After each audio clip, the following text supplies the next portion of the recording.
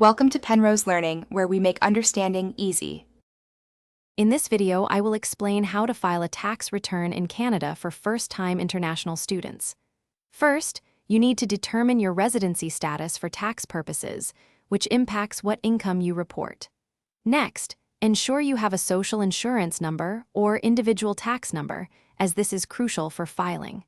Finally, collect all relevant documents, such as T-2202, A forms for tuition, and T-4 slips for employment income, before you begin.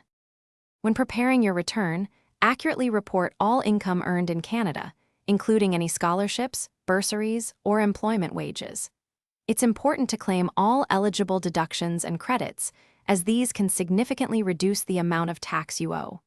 Pay close attention to tuition, education, and textbook amounts, as these are valuable credits for students. Understanding these elements is key to a successful filing. You have two main options for filing, either online using certified tax software or by mailing a paper return. Many international students find online software, such as Wealthsimple Tax or TurboTax, to be user-friendly and efficient. Regardless of your chosen method, always double-check all the information you've entered. Accuracy is paramount to avoid any issues with the Canada Revenue Agency.